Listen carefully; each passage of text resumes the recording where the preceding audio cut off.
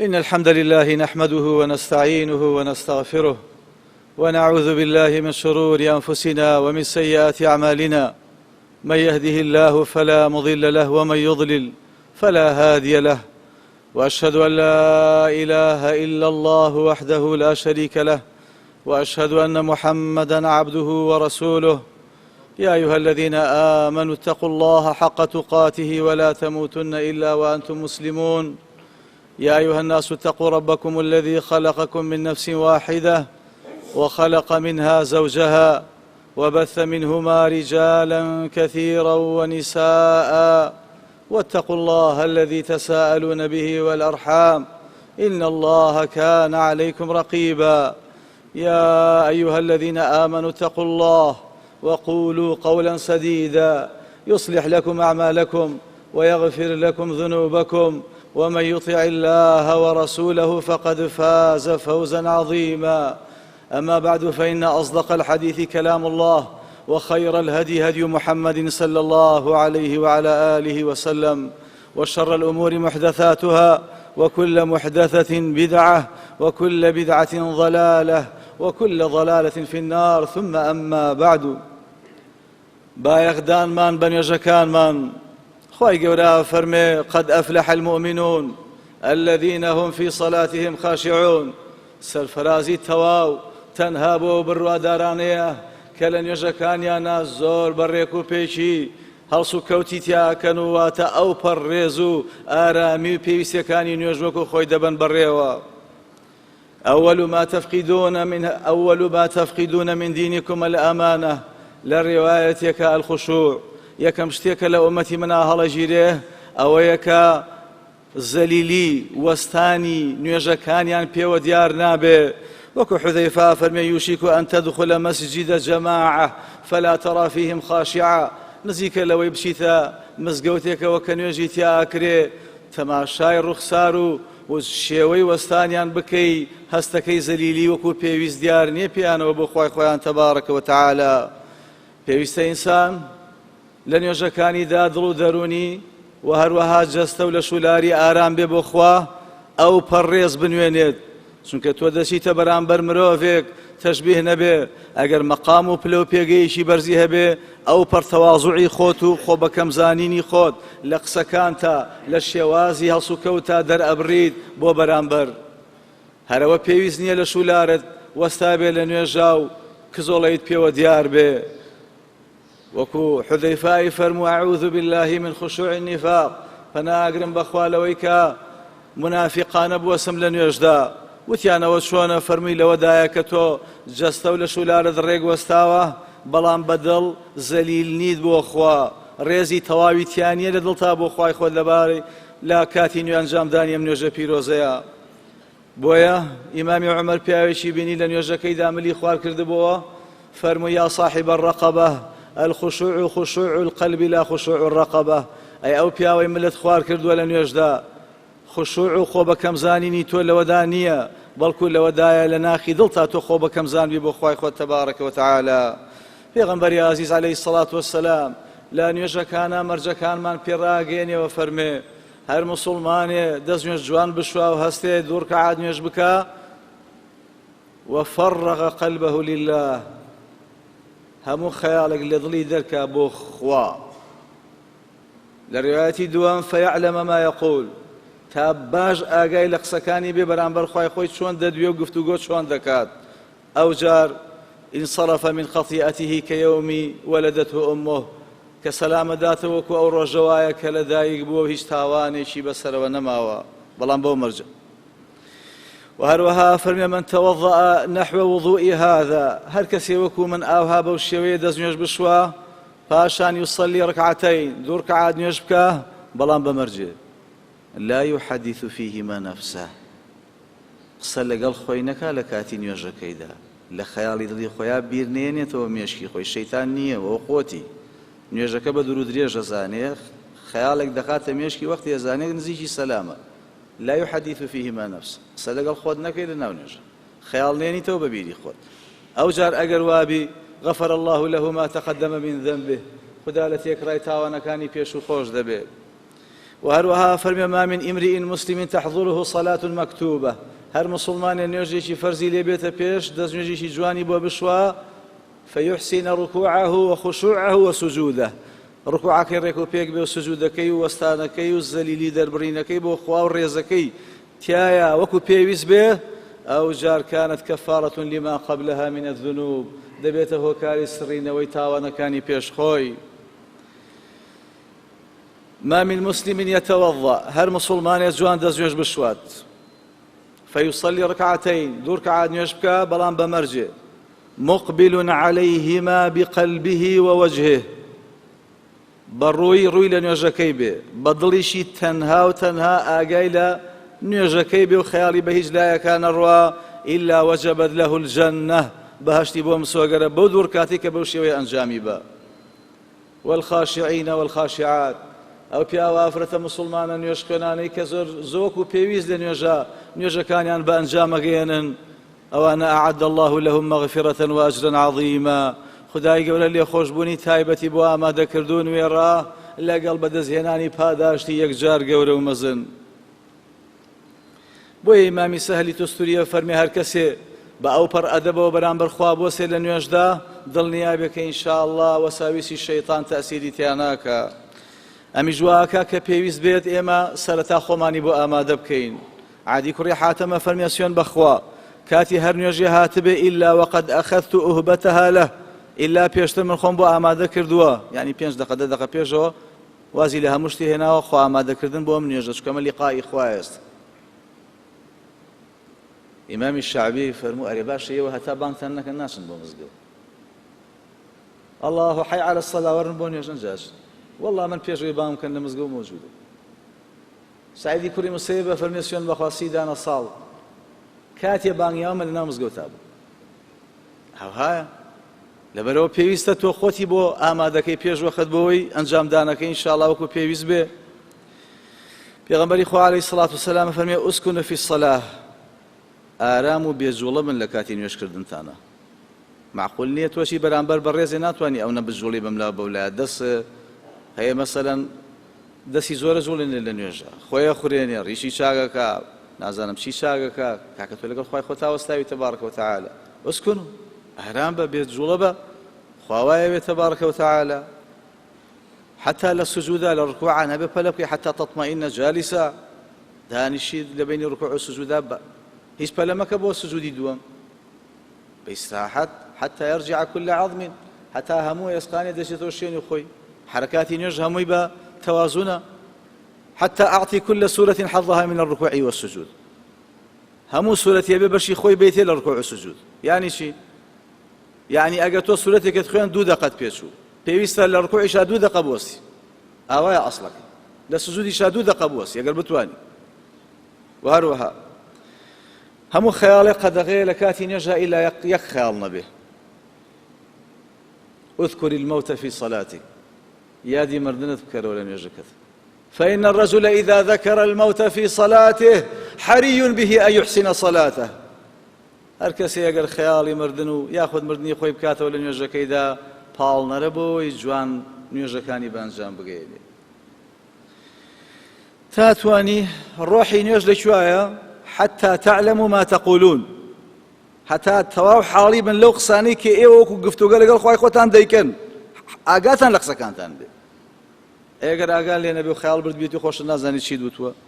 بۆ ابن عباسە فەرمێ خوای لە ڕازی بێ ليس لك من صلاتك إلا ما عقلت.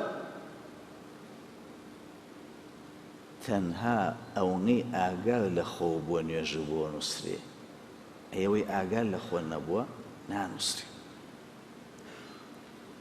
أو داوای لێکردی مثلا آخر سورة آل عمران ويل لمن قرأها ولم يتفكر فيها. هاوار و سزای تەواو بۆ ئەو کەسێ ئاەتە بخوێنە بیری لێ نەکاتەوە چکە ئاەتە داوای بیرکردنەوەکە.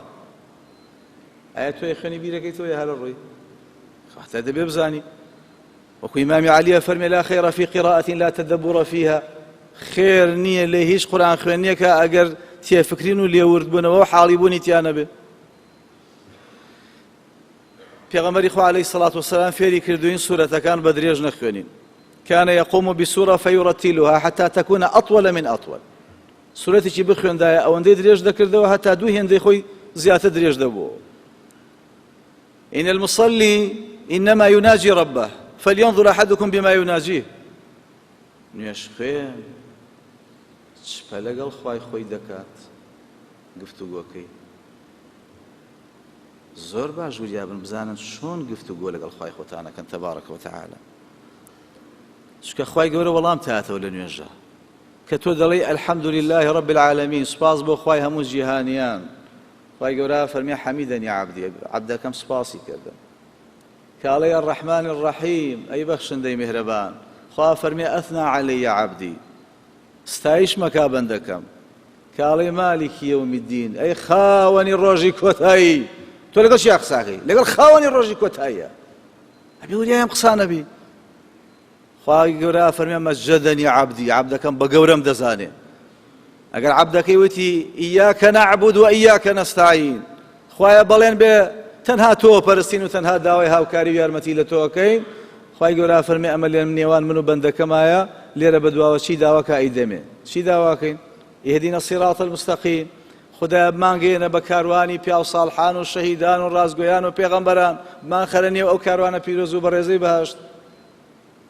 لاماندە لە ڕێی ئەوانەی کە غەزەبە لێگرتوون، زانست دەزانن و کاری پێ ناکەن وەکو جوولەکەکان، و ئەوانەی کە گاورن واتە نایزان و ناشیانەوێ بیزانن. ئامین خوایە قبوڵیکەی. تۆ بێ بزانین لە معنایانە. و هەروەها تۆ لە نوێژە ئاوەسی حەرەکاتی نوێژت ئەرێ قیبلە بۆچی دانراوە؟ بۆی هەردوو قاچی ڕووی لە قیبلە بێ براک. حەرەکاتی نوێژە هەمووی پێغەمبەری خوا فەرمێ صەلوا کەما ڕەئیتمونی ئوصەلی. تەماشای من کەن. یەکێ پێغەمبەری فێکە صلی الله علیه وسلم جبریل عليه السلام فەرمی جبریل ئاوا بوەستە، دەست ئاوا بە محەممەد ئاوا بوەستە، دەست ئاوا بگرە. ئینا معشەر الأنبیاء، ئێمەی سەرجەم پێغەمبەرانی خوا ئومرنا أن نضع أيماننا على شمائلنا في الصلاة. داوامان لێکراوە دەستی ڕاست لەسەر دەستی چەپ دابنێن لە کاتی نوێژە دەست بگرین. وەکو ئیمام ئەحمەد فەرمێ ذل بین یدی عەزیز، ئەم دەستگرتنە ئەو پڕ زەلیلی و ملکەچیە بۆ خوا. حتى پێغەمبەر صلی الله عليه وسلم لەسەر و ناوکەوە کان یضعهما على صدره. ئینا فەرمێ وەکو من نوێژکە. تۆ وەکو چێ نوێژ دەکەی؟ وەکو خۆت نوێژ دەکەی؟ دەبێ وەکو پێغەمبەر بیکەی صلی الله عليه وعلى آله وسلم. داوای لێکردووی لە نوێژەکە تا ڕەما بەسەرەه إلى موضع سجوده. پێغەمبەری خوا صلی الله عليه وسلم تەماشای تەنها شوێنی سوجدەکەی خۆی دەکرد. ناکرێ بەلای ڕاست و چەپا چاو بژێڕین. ما خلف بصره موضع سجوده. لە شوێنی سوجدەکە بردنەکەی پێغەمبەر صلی الله عليه وسلم چاوی زیاتر بملا بۆلایە ناڕ، یعنی بەبست. حتى لا تحياته لم يجاوز بصره إشارته. كان يدعو بها. پەنجەی چییە؟ دوعا.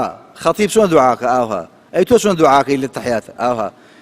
تەشبیه نەبێ. ئەچیتە لای گەورەیەک سەرەتا ڕێز و حورمەت و پێزانین و هەتا دوایی. ئێ دواییش ئەڵێ فەرموو دانیشە پێویستیت چییە و داواکاریت چییە؟ ئێ تۆش ئەڵڵاهو ئەکبەر هەموو ڕێز و حورمەتی خۆت نوان، شەمیتەوە بۆ خوا، ڕێزی تەواوەتیت نار زەلیلی خۆت نوان، فەرموو دانیشە پەنجەی شاتمان فەرموو چیتەوێ با خوا بدات. بێم معنایانە ئێمە بزانین بەڕاستی. إذا صلى أحدكم فليصلي إلى سترة. هەر کەسێ لە ئێوە نوێژی کرد با لە بەردەمی چۆڵ نەبێ، نزیک بەرەوە لە پایەک لە دیوارێک لە سوترەیەک دابنێ بۆ خۆت. وليدنو منها با خۆی لێ نزیک کاتەوە. ئەنجا تۆ بە داوای لێکراوە دەست نوێژ بگری. یعنی خۆ پاک کەرەوە جارێ. چاو ئەم ئەندامانەی ئێستا بەرامبەر خوا وەستێنی، دەبێ بە پاشی بیوەستێنی. ئەلە ڕکوع یعنی چەمینەوە، تۆ چەمیتەوە یعنی خۆ بە کەمزان بە، لەوە فێر بە. سجود یعنی ئەو پەڕ جۆڕایاڵی خوای خۆت بکە لە هەموو کارەکانە کە قورسترینیان ئەوەیە ئەم سەرەی خۆت کە پیرۆزترین و چاکترین شوێن تەدایانی کە ئەیخەیتە ناو خۆڵەوە بۆ خوا.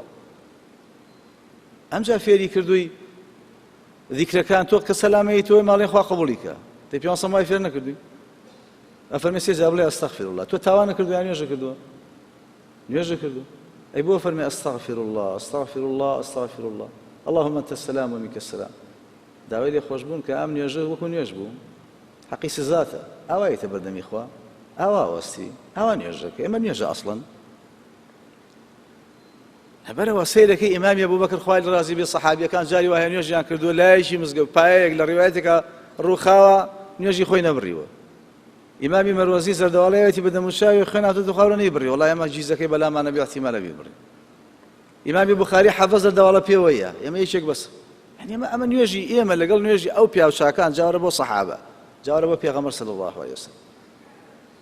يعني سەحابی هەبووە لە غەزایە سی تیری بەرکەوتووە کە حەرەز بۆ مسلمانان خەوتون لە شەودا بەخوا نوێژەکەی نەبڕیەوە فەرمی سوورەتی کافم خوێندووە حەزم کردووە ئاخر جاونە خوێنی لێ شۆڕاوە ئیتر وەختە بۆ لە هۆش خۆی بچێنجا بەپەرە تەواوی کردووە. يعني ئەوە نوێژە ئەوە تام و چێژە ئەوەیە نوێژە کە ئینسان وا لێکات تەنها عن الفحشاء والمنکر هەموو ئینسان دوورە خاتەوە لە هەموو قسەیەکی نابەجێ لە هەموو کردەوەیەکی نابەجێ. لبرم باقما لخومان بها پیغمبر صلى الله عليه وسلم فرمين يذكر فإنه لا ينبغي أن يكون شيء في البيت يشغل المصلي نابشتي لبردم تابع مشغولك والله إما الحمد لله سبر مالي لا سشتين يذكر أو نقشي تيايا خيال من بلاي نقش كان رام وشوش شو لشويت وأمل تشنداني وأمل باتين يوش كنش تكان جميل كواتا باش تيجي سادة بين يجي لسركي برا هرجل جزري خد پیغمبر صلى الله عليه وسلم قبولين بولا نيوش أبي الجهم بياوكي أنصاري كخوالي الرازي خميصة شيء نرد بيغمر صلى الله عليه وسلم خميصة شيء بوشاش شيء كخذ بهدي نرد بيتي بيغمر إخوة عليه الصلاة والسلام نيجاكي كرد دعاء وداينا فرمي أم بوشاك وكو هدي نرد بيتي بوي برنوا با أبو جهم جل كرديكين بو بينه جل كرديكين ناوي شيء بو ناوي أنبجانية بو دايشي من دانا عائشة فرمي وأخذ كرديا بوشاشي كردي بو داوي أويكر قلنا يا رسول الله الخميصة كانت خيرا من الكردي وتما خوات جلكي كم جار باش تقول لبوشاكا كرديك بو بوشاكا كرديك هالبجات بوشاشي شيء وسردمي كردا كان بو خد نبو سعد بو فرمي فإن أعلامه ألهتني عن صلاة آنفا خەتەکانی جلی پۆشاکی یەکەمەم سەرقاڵی کردم نوێژەکەی لێ تێکدام لا صلاة بحضرة الطعام خواردن ئامادەیە فەرمی نوێژ مەکە چونکە خەیاڵت هەمووی لای خواردنەکەیە ولا وهو يدافعه الأخبثان کابرا سەر ئاوێکی هەیە و تینی بۆ هاتووە فەرمێ با بڕوا بەلای ئیشی خۆیەوە نوێژ نەکە هەتا بە تەواوەتی دڵی لای نوێژەکەی خۆیە بێ إذا نعس أحدكم وهو يصلي فليرقد هر کەسێ لەیەوە گە لە شەو نوێژی شاب ئەو نەباوێشکیا با بچێت استیساحەت فلعله يذهب يستغفر فيسب نفسه پێدەچێت لە دوعاکانیە دوعا لە خۆی بکە جوێن بەخۆی بە ئاگای لە خۆی نییە زمانی تەتەڵاکە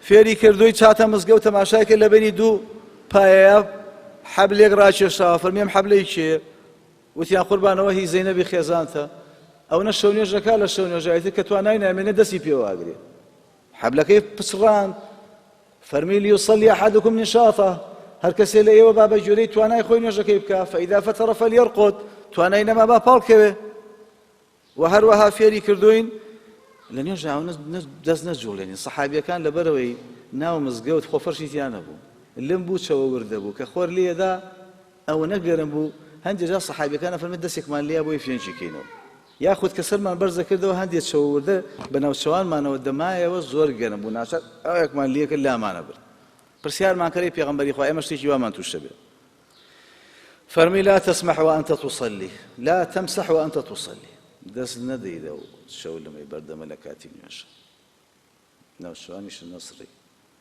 وتما خەری پێغەمبەری خوا وەڵای جای وایە شەوەکە ئەوەنە گەرمە فەرمی إن كنت فاعلا فمرة یەک جار بۆ هەیە دەست بژوڵێ ولئن تتركها ياخذ ولئن أمسكت عنها ئەگەر ئەو جارەش لەبەر خوا ئەو دەسە نەجوڵێنی خير لك من 100 ناقة كلها سود الحدق يكجر دزنا جوليني هاو شيوي بخير أوي الصد واشتري قلوي شاورش بخشي ببخوة مقابل يوي أو دسنا جوليني أو نقوري إلى خواهي قولا فرمي ولا تجهر بصلاتك ولا تخافت بها وابتغي بين ذلك سبيلا دنگ برز نكي ثولن يجا دنگ نزم نكي خدا قال لأخوان النبي وسط لون يوانده إن أحدكم إنما يناجي ربه همو يشي لأيوه كدوستن لنيوجات شبأ كان لقال خواهي خوتا يشبه يعني بيخوتو خجو لخوبه بلام نابي بوشويش برز بيه فلا ترفعوا أصواتكم بالقرآن دنك برز ما كانوا بقرآن خواندن يؤذي بعضكم بعضا لم تيكي إلى راس ولا يشي تيكي إلى الشب بس يويك خجو لخوبه وتنها إذا صليتم فلا تلتفتوا نيشتان كده نكن آور بنو بلا راس وشفا آوايك توص فإن الله ينصب وجهه لوجه العبد في الصلاة ما لم يلتفت چکە خوددا پڕ بە پەڕڕووی دەنێ بەڕووی بەندەکەیەوە لە نوێژە بەمەرجێ ئاوا نەکە ئەگەر وای کرد ئینسەرەف عنه خوای گەورە نوێژەکەی هەمالەکە ڕووی تێ ناکە بۆ بۆ ئاوردایە بە لە ڕاستچوو لەبەرەوە داوای لێ کردووی لە بەردەم نوێژی کەسیشەوە نەڕێەوە بێئەدەبیە زۆر گەورەیە چکەوە پەیوەندی لەگەڵ خوایە ڕاستەخۆ لەو يعلم المار بين يدي المصلي ماذا عليه ئەو کەسێ بە بەردەمی نوێژی یەکێکە ئاڕوا بە ئەم قەست ئەگەر بزانێت چەنە تاوانبارە پێی خۆشە 40 هەفتە و 40 مانگ و یا 40 ساڵ بۆ سێوەز بۆ بەردەمانە ڕوا عەبدوڵای کوڕی عەمری کوڕی عازە فەرمێ والله لئن يكن الرجل رمادا يذرى به والله مرۆڤ بسووتێنێ ببێتە قەرەبروت و بێتە تۆزی بابردوو باشترە لەوەی يمر بين يدي رجل متعمدا وهو يصلي لبردم نوێژی یەکێکەوە بڕا بانقەس کاتێ نوێژەکە خەیاڵیان هەیە ئەمە جارێ بۆ خۆی ئەی بۆ ئەوەی کە نوێژەکەکە وەکو ئیمامی ابن مسعود فەرمێ فلا تدري فإنه يطرح شطر صلاتك ئەمە بۆ سنی ابن مسعود کەسێ بانقەس بە بەردەم تاڕووی نیوەی نوێژەکە ڕۆی داوای لێ کردووی چاوت بەرز نەکەیتەوە لە کاتی نوێژە بەرەو عاسمان ما بال أقوام يرفعون أبصارهم إلى السماء لكاتي شيا لكاتي دعاء تحياتها ولكاتي سمع الله لمن حمده شكا توسيري شيء إخوة برانبرتك واتي شيء قولت له خاوس بالا دستو برستره بترسي لوي أو كسواك أن يلتمع عينا خذا هدو شاوي شركة ونابينيك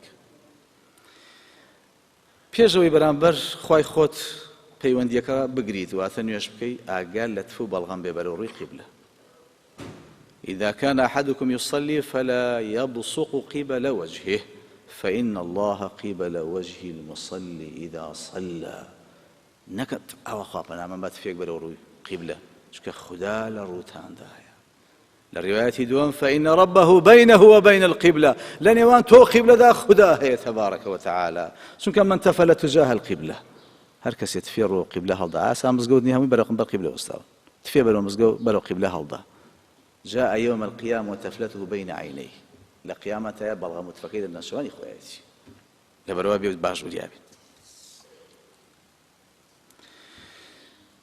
ئاگامان لێ بێ لە کاتی گفتوگۆمان لەگەڵ خۆمانە نابێت دەماندا پێچی نەها أن يغطي الرجل فاه في الصلاة دەبێ خوا قسەکانی تۆ دەبیستێ لەبەرەوە دەبێ باش ئاگە لە دەمت بە دەمامچێ بە خاوەلیەکە تا دوایی ئەگەر باوێش کرددا فليكظم ما استطاع بچوشی کەرەوە وليضع يده على فيه وشارني لكاتي باوش كاد أزقر بدمت لبرو آقامان ليبه دوسي حديثي أخير خوينو لبروي كاربانم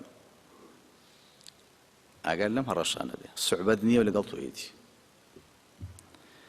لا ينظر الله إلى صلاة عبد لا يقيم صلبه بين ركوعه وسجوده خدا هرجيز تماشيناك يعني ولي ناقري نيجي أو كسيكا بشتي بطواوتي الريق نكاته ولا بين الركوع والسجود إن الرجل لا ينصرف وما كتب له إلا 10 صلاته مرۆڤی وا هەیە نوێژەکە یەکی بۆ نووسراوە لە دە یەک هی وا هەیە 2 3 4 5 تاخیر صحابەکە هاو شەڕ کاتی کرد بە پەلە فەرمووی ارجع فصلي فإنك لم تصلي فإن كاف لم 4 أداة تأكيد يعني تأكيد تأكيد تأكيد تأكيد تۆ نوێژە نەکردو جا تۆ هەر بڵێ من نوێژم کردو يشي بيني زور ببليك بأن قصد نوجكنا فرمي لو مات هذا على حاله هذا لمات على غير ملة محمد حمو من برجع عملش كما يجي رجعنا من أما أقل لسر أم حالتي بردوان بيو برواته ولا إخوان لسر ديني محمد نامره عشان ما يبوز نوجك بوش يكين كوات رب مصلي لا خلاق له هنزي نوجكن هي باش نوجي هرني لقيامته نوجكاني لبرويك وبيوز نبو قبول نكته إن الرجل لا يصلي 60 سنة وما تقبل له الصلاة مرۆڤی وا هەیە 16 ساڵ نوێژی کردووە تەنها نوێژێکی لێ وەرنەگیراوەی من ئەی خوێنمەوە بۆ نوێژێکی لێ وەرنەگیراوە لعله يتم الركوع ولا يتم السجود ڕکوعەکەی ڕێکوپێکە سجودی نوقسان سجودی ڕێکوپێکە ڕکوعی نوقسان خدای گەورە لا إغرار في الصلاة نوقسانی ناوێت لە نوێژدا دەبێ هەتا توانی هەتا ئەو جێگەی هەوڵ بە ئەمە بۆ یەکێکە بە عەمدەن بە ئەنقەز نوێژەکانی ئاوا تێک بات ئەجینایەکی هەوڵێکی زۆر وا بۆی ئینشەڵڵا نوێژەکەی وەکو پێویست بێ پشتیوانی خوا ئەم هەڕەشەیەش مولی ناکرد بۆیە حەسانی کوڕی عەتیە فەرمێ ئین الرەجولەینی لەیەکونانی فی صەلات واحیدە بەخوا دوو پیاوەبینی لە یەک نوێژە لە پەنایەکان سوێن بەخوا ئەرز و ئاسمان چەند دوورە لە یەک نوێژی ئەو دوانەوە نەیبینن.